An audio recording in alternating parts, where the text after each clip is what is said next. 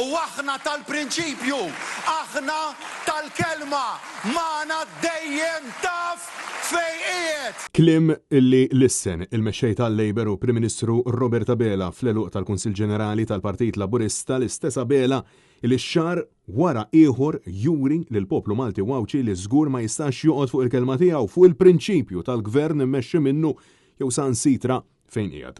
Dan wara n-numru kbir ta' U-turns li l-istess Abela ħaf l-aħħar xhur u snin lista twila ta' deċiżjonijiet ħżiena illi kellu jsofrihom ħadd ħlief iċ-ċittadini Maltin u Għawċin uħud minnhom sansitra bħajjithom. Deċiżjonijiet illi waslu sabiex insterqu mijiet ta' miljuni ta' euro minn but il-poplu fil-waqt li hemm diversi wedi li qed jibqgħu mhux imwettqa pagi illi joħorġu bla doġġ biex jalqu ħalq min ma jaqbilx ma' tmexxija ta' Abela.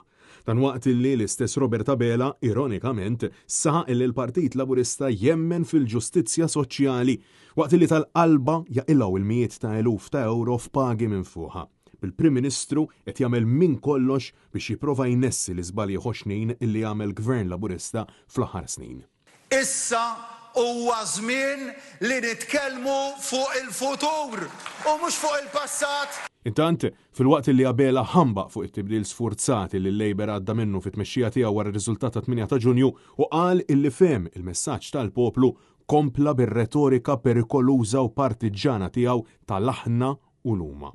U ftit wara li sellem il-memorja tal-mibki Karl Guder f'nifs ieħor allega li hawn klikka magħmula biex ixerdu l-odju, iżda ma semma l-ebda grupp jew persuna speċifika b'allegazzjonijiet li l-poplu qed jitolbu jissostanzja. Daqshekk darba għal dejjem li l-klikka żejra ħafna ta' nies li jipprofessaw is-sewwa iżda li jirrappreżentaw il-ħażen. Klikka magħmula jiddispjaċini ngħid minn nies b'alleanzi u interessi u twemmin differenti iżda illi jinaqdu flimkien biex ixerdu l-odju jimbuttaw aġendi moħbija moqżiża u biex ikissru nies tajba. Intant, Robert Abela saħaq li l-kriżijiet u l-problemi li għandna quddiem wiċċna bħala pajjiż huwa frott il-ħidma ta' 11-il sena tal-Labor u għax skontu il-bniedem qed jaspira għal aktar.